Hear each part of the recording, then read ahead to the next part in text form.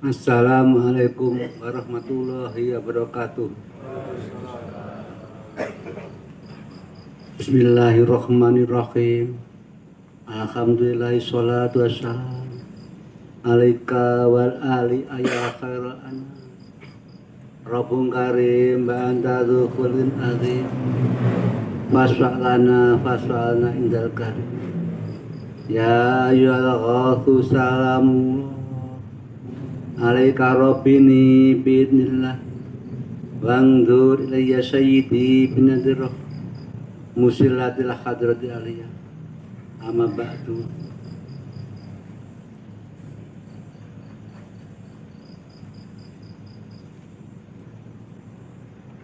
Nyuwun sewu dumateng panjenenganipun Sayyidina wa Murabina Mbah Yai Majid Putus Salah Syurah wa Du'an Mu'asahidiyah yang kawula taati, yang kawula mulyakaken, yang tansah kawula damba doa Rasul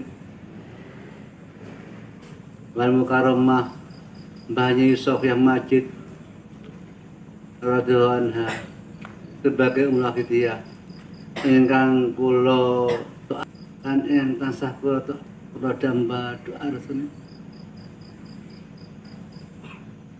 Para alim ulama yang kami hormati, para kiai yang kami hormati, para tokoh-tokoh baik tokoh agama, tokoh masyarakat yang kami hormati, hadirin hadirat yang kami hormati, penyiar Sawakidiyah mulai tingkat pusat sampai daerah yang kami hormati, khususnya panitia pelaksana acara Rubuh Sanah pada malam hari ini yang diselenggarakan di Bumi Tulungagung. Pada para pejabat mulai tingkat desa sampai tingkat provinsi yang kami hormati. Pertama-tama izinkanlah diri kami yang hina ini, yang bodoh akan ilmu ini, ikut di belakang panjangan sekalian untuk memanjatkan puja-puji rasa syukur kepada Allah Subhanahu wa taala biqauli alhamdulillahirabbil alamin, yang mana atas segala nikmat-nikmatnya yang telah diberikan kepada kita, khususnya kita diberi kenikmatan dapat menghadiri acara Rubuh Sanah pada malam hari ini. Acara yang ditentukan oleh Mbah Yai Tulungagung sebagai hadiah untuk kesemuanya. Dan yang kedua kali insya Allah nanti hadiah diserahkan kepada Bapak Ketua Pais Pusat di Tulungagung pula. Salawat dan salam yang seindah-indahnya semoga terlimpah ruah keharibaan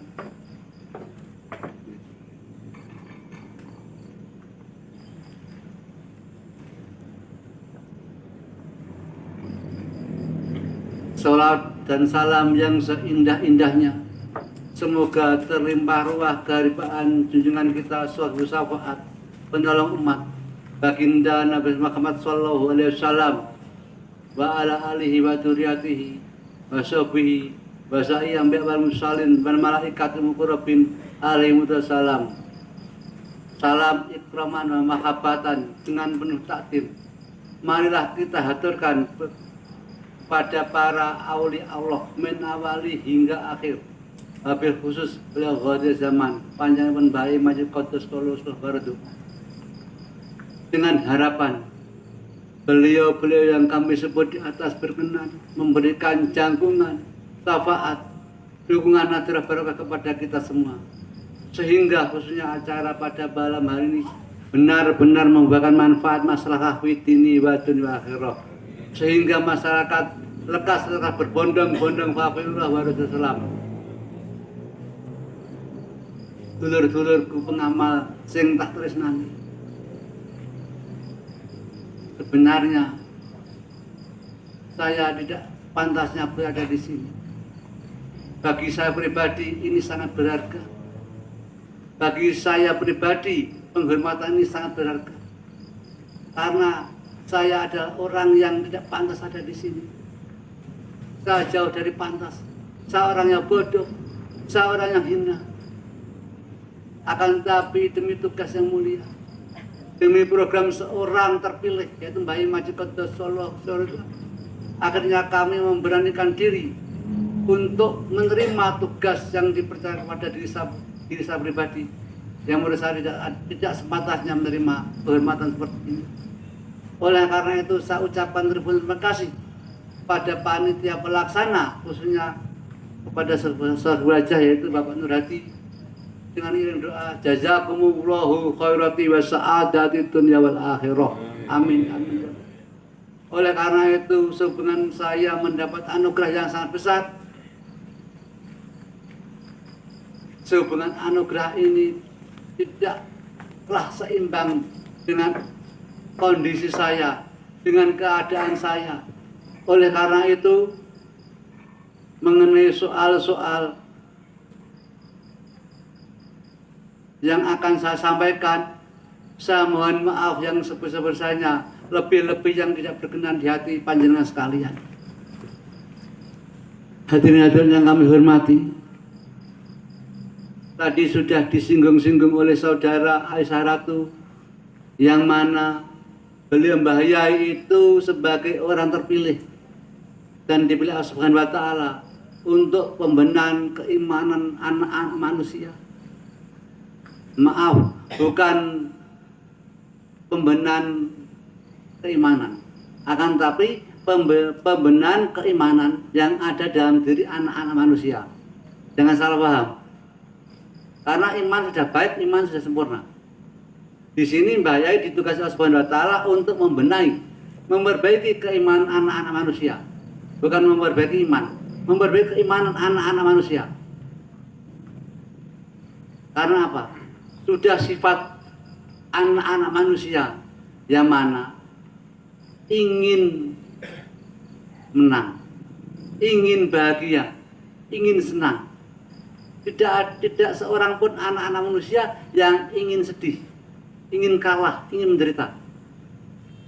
Oleh karena itu, dengan adanya anak-anak manusia yang dikodarkan mempunyai keinginan untuk bahagia, keinginan untuk menang, keinginan untuk senang, kadang melupakan aturan Allah Subhanahu wa Ta'ala, memakai hak orang lain,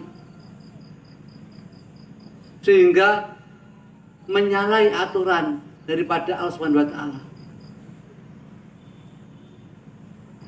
Dalam hal ini Allah Subhanahu wa Ta'ala melakukan hal-hal yang mana sebagai ujian daripada anak-anak manusia itu sendiri.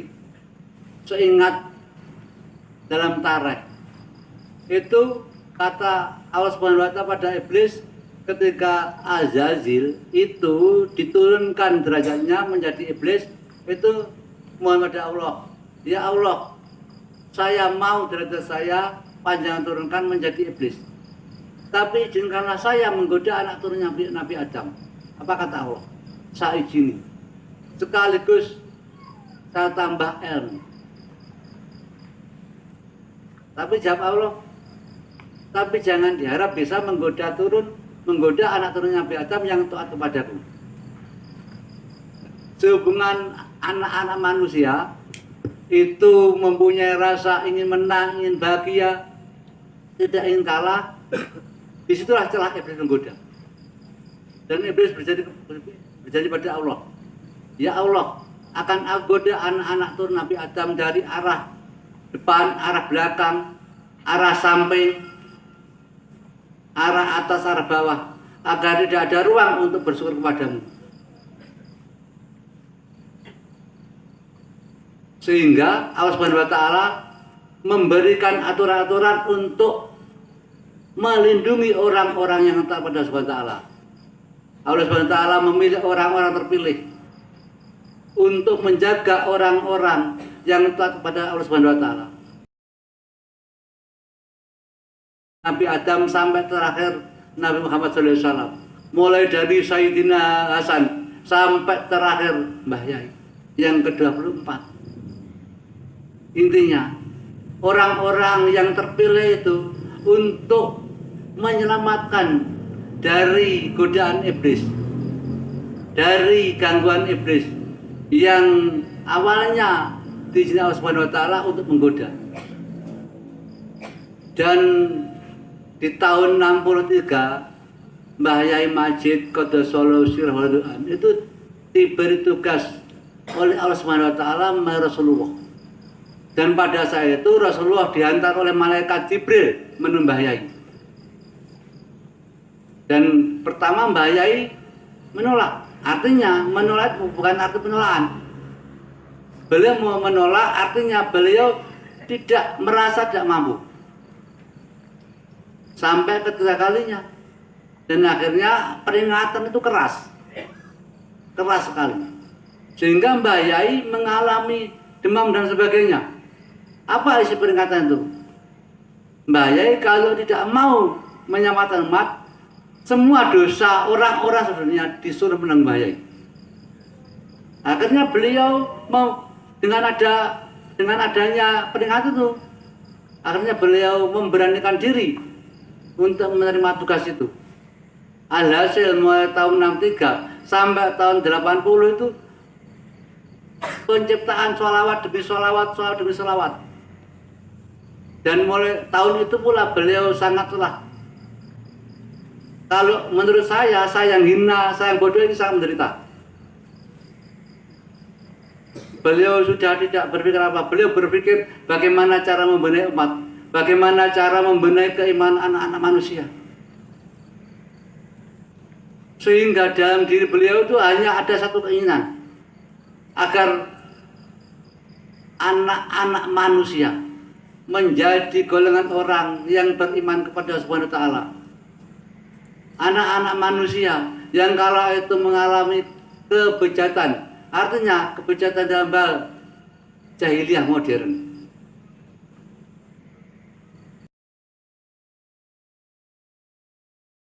Parah, mencari jalan keluar bagaimana agar anak-anak manusia menjadi beriman kepada Allah SWT sesuai dengan tugas beliau. Dan tahun 80 sampai 89 itu walaupun sudah sempurna semua kita, beliau tetap memperhatikan kita. Beliau tetap melakukan hal yang tidak biasa. Beliau tetap tafakur, tetap tirakat dengan tujuan anak-anak manusia bisa dibimbing, anak-anak manusia bisa mendapat kasih sayang beliau, umat manusia bisa mendapatkan sinar dari beliau, seperti yang tertera dalam Yahya al-Ghasamullah. Terus bagaimana? Setelah tahun 89 beliau kondur Salariah. Disitulah mulai acak-acakan, mulai awut-awutan, banyak pengamal yang menyimpang dari aturan beliau. Karena kepentingan pribadi, kepentingan kelompok, kepentingan dinasti. Terus bagaimana dengan kondisi itu? Akankah beliau diam? Sebenarnya beliau tidak diam. Hanya kita saja tidak tahu. Beliau sangat kecewa dengan keadaan kita mulai tahun 89 sampai tahun sekarang. Semakin bertambah tahun, semakin bejat, semakin bertambah tahun, semakin rusak, semakin bertambah tahun, semakin menyimpang daripada Ma'asyiral Wahidiyah.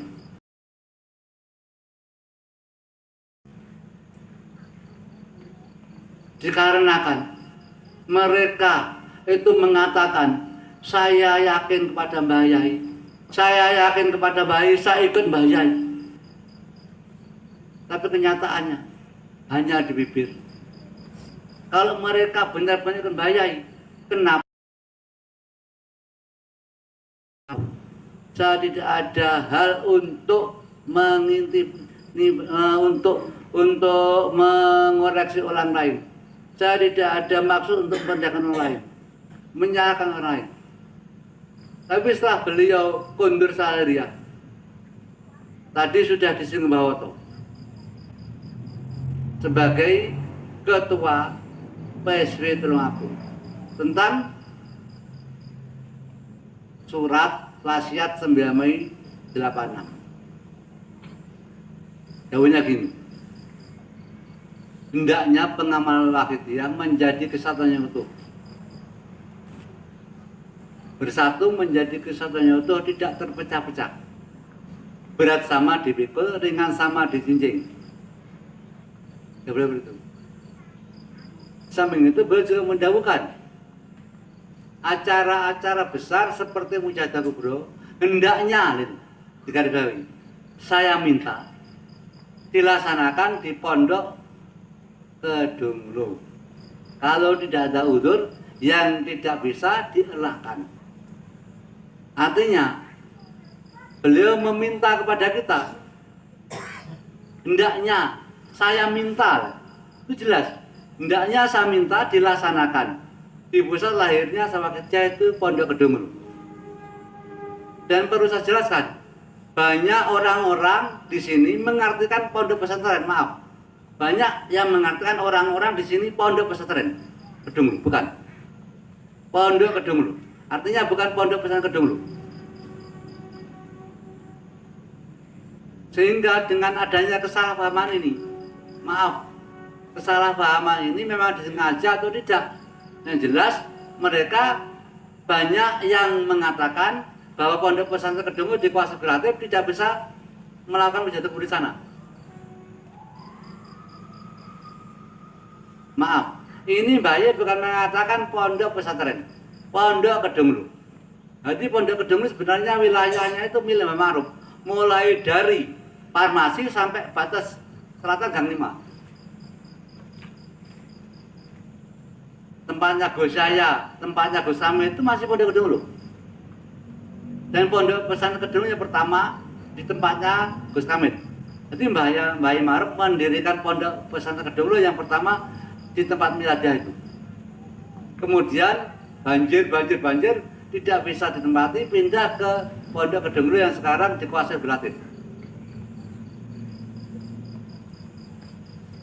Yang sebenarnya itu semua salah. Sebenarnya lahirnya Sawakijaya itu di Pondok Pesantren Kedunglo Al-Ma'ruf yang sekarang ditempati Gus Yaya. Itu sejarahnya. Terus bagaimana dengan kita? Beliau sebelum mendahulukan semua itu, beliau dawuh, sanggupkah panjenengan sekalian terus wakil-wakil pulau? Beliau tidak sombong. Saya tidak sombong. Tidak boleh seperti itu. Saya tidak sombong. Itu dah beliau. Bangsa lain atau makhluk lain daftar menjadi pengawas Sawakijaya. Akan tapi kalau mereka sudah menjadi pengawas Sawakijaya dan penyiar Sawakijaya, banyak orang yang mati. Karena yang tidak mau menjadi pengamal akan dibunuh. Oleh karena itu mereka saya tangguhkan kembali. Kula menunggu panjenengan sekalian. Kemudian Mbah Ye bertanya lagi, sanggupkah kalian panjenengan sekalian dan wakil-wakil kula? Dan saat itu semua bilang sanggup. Kalau nggak salah, waktu itu jam 4:30 sore. Tempatnya yang sekarang ditempati makam Mbah Yai.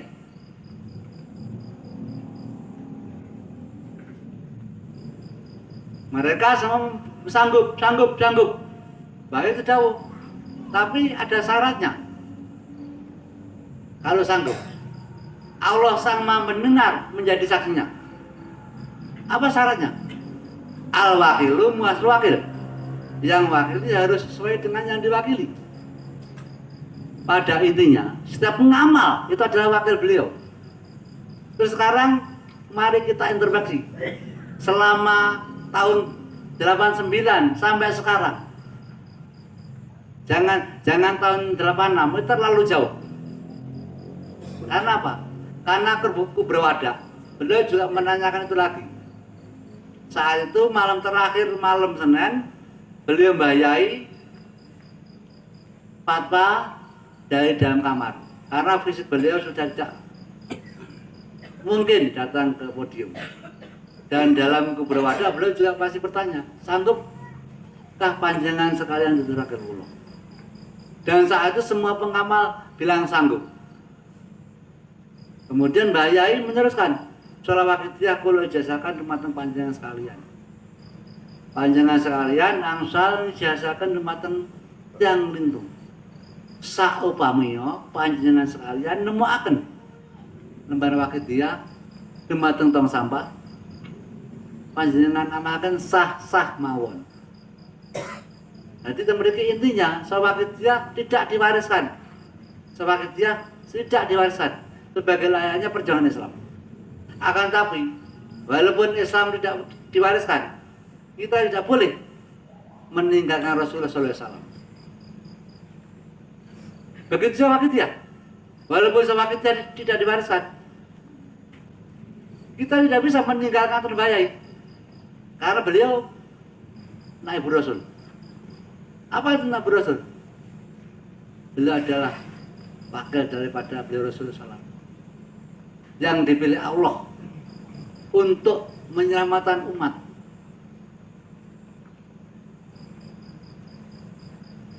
Seorang naibur Rasul itu tidak mungkin mampu tanpa ada keistimewaan dari dirinya.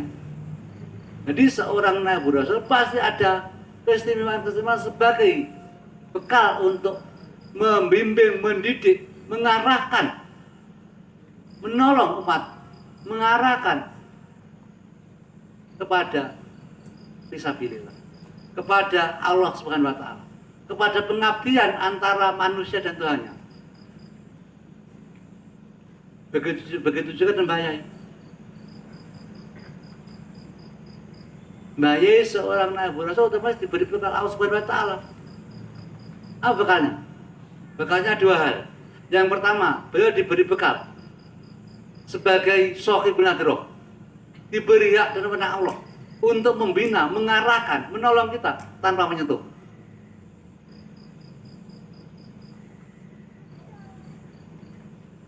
Buktinya, ya ayyuhal ghasamullah, ya ghos, kaulo sampai akan salam Allah ke pangkuan panjenengan.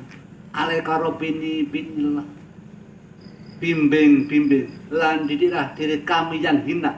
Benar itu, diri kami yang hina, diri kami yang bejat, kanthi izin Allah Subhanahu wa taala.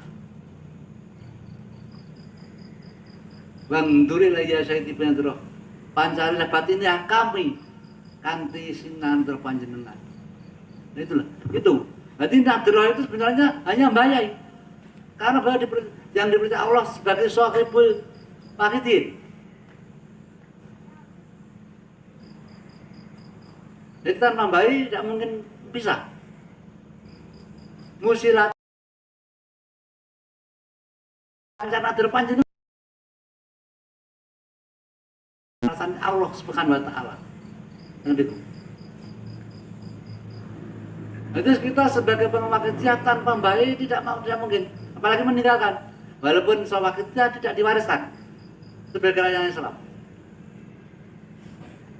Sekarang Islam tidak diwariskan, tapi kita meninggalkan Rasulullah, kita tidak sholat.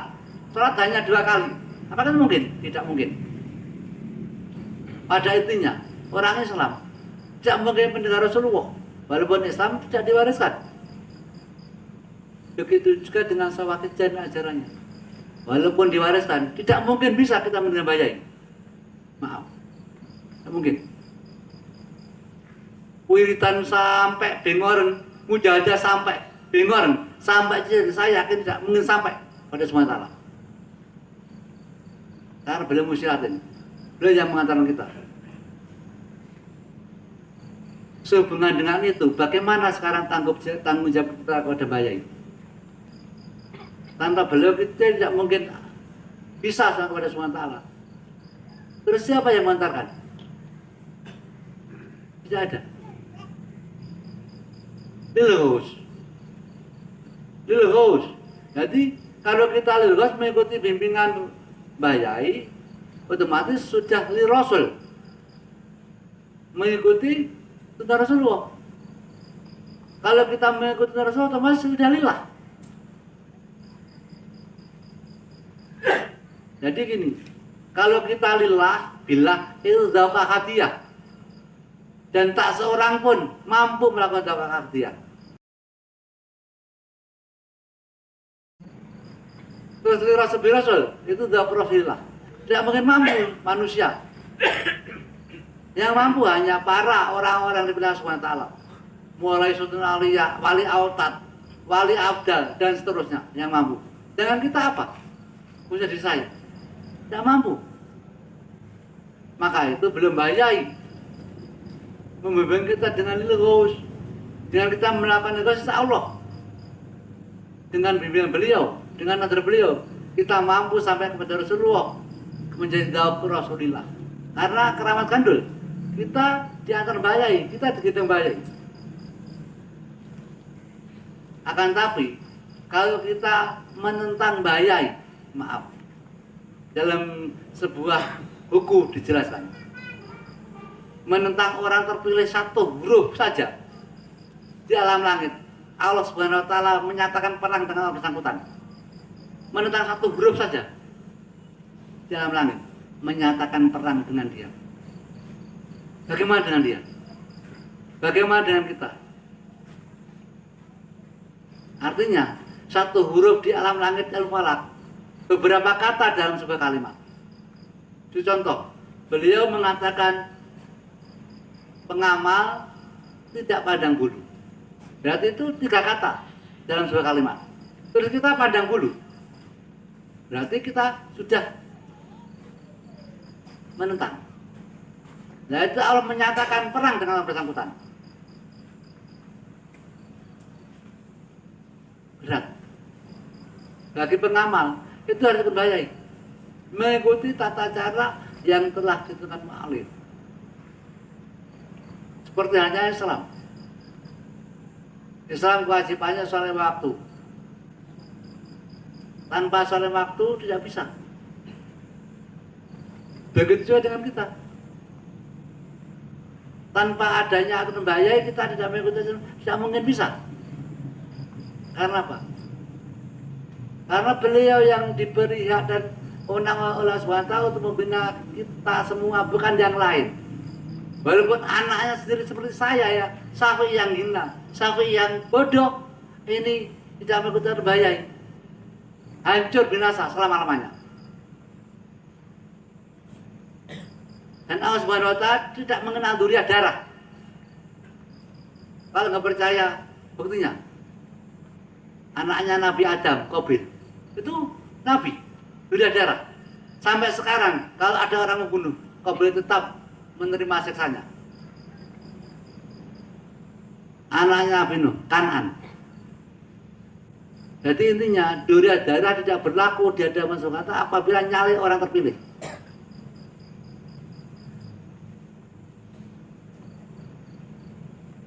Duriah darah hanya pendapat prioritas lebih cepat gitu aja lah. Tapi kalau duriah darah itu maaf menyalahi aturan, maka tidak ada apa-apanya. Bahkan tercabutlah duriah rohaninya oleh Allah Subhanahu wa taala. Jangan anggap anak yang baik ada di sini, ini sah. Jangan anggap anak yang baik ada di sana sah, tidak. Kebanyakan orang yang berwadokan anaknya yang baik ada di sini, pasti mendapat bayai. Tidak. Karena duriah darah tidak menentukan, maaf. Beliau baik pernah dawuh. Insya Allah anak kula tiga saking terakan sangen. Ananging menawi boten sekali kula boten usah dilakoni perintah. Amargi niku sanes kula. Lha kula sampun pasti anak-anak kula, menawi anak-anak kula dari tentu kula. Nah, terus lembayai sudah barang pasti anak-anaknya. Kalau anak-anak beliau belum tentu beliau, masa gitu loh. Kalau saya sudah pasti anak-anak saya ada bayai. Kalau anak-anak saya belum tentu saya. Karena yang berhak atas nadur bayai bukan anak-anaknya. Anak-anaknya bisa menolong itu karena seizin bayai. Tanpa izin bayar tidak bisa. Ada dasarnya. yang beratas nadroh adalah beliau. Masa gitu ya.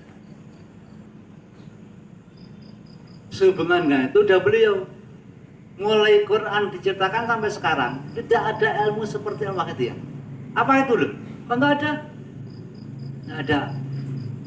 Kenapa kok yang dipilih beliau? Padahal jarak Quran sampai sekarang sekitar 1000 berapa sekarang ya? Sudah 1400 lebih. Tapi kenapa kok beliau yang dipilih? Kenapa kok yang kenapa kok Ghost Aktop yang ke-24 yang dipilih sebagai kunci daripada Al-Quran?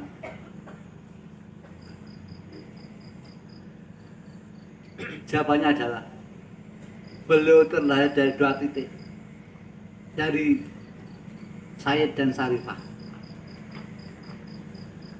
yaitu zuriat Rasulullah SAW. Beliau Bayi Ma'ruf dari Sayyid, yaitu Sayyidah Hasan.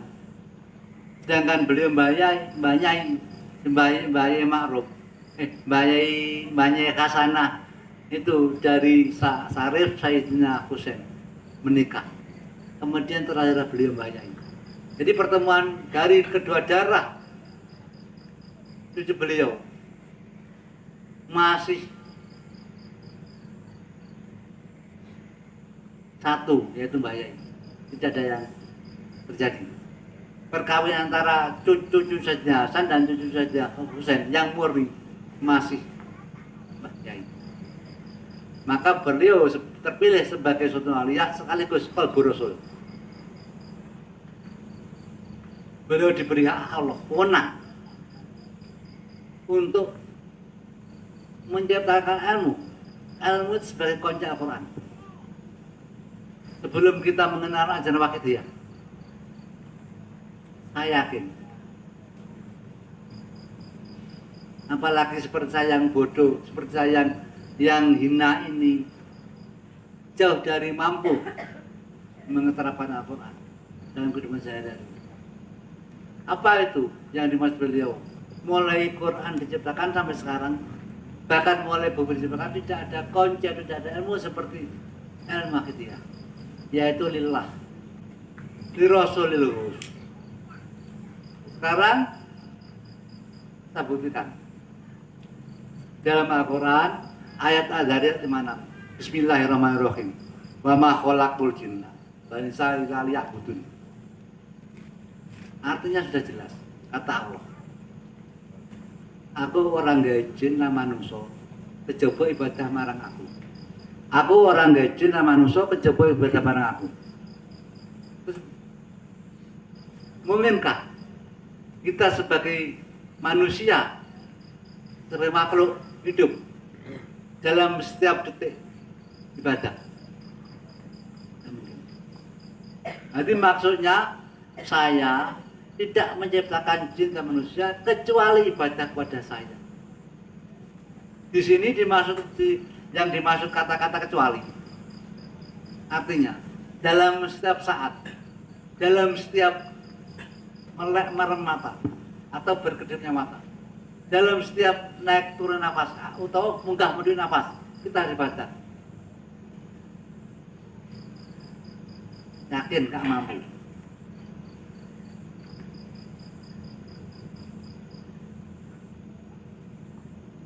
Kemudian beliau menciptakan satu ilmu agar kita yang menjadi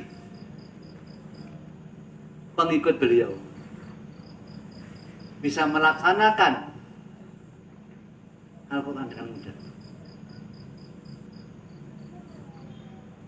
bisa melaksanakan perintah Allah dengan mudah. Itu contoh. Jadi beliau itu sudah tahu juga ibadah pengertiannya di sini dibagi dua, amr minallah, yaitu kita langsung ibadah kepada Allah seperti sholat, baca Quran, salat malam, zikir dan sebagainya. Dan ada ibadah amr minanas, artinya horizontal. Artinya horizontal itu menyebar, tidak ke atas, tidak vertikal. Di sini kita sebagai manusia, makhluk hidup perlu makan, perlu minum, perlu mencari uang, perlu tidur. Dalam segala kegiatan makhluk hidup itu kita sudah tahu semuanya. Terus kalau kita tidak memahami, apakah mungkin melaksanakan dalam setiap saat, dalam setiap naik turun nafas kita ibadah? Apa mungkin? Saya tidak mungkin. Apalagi seperti saya.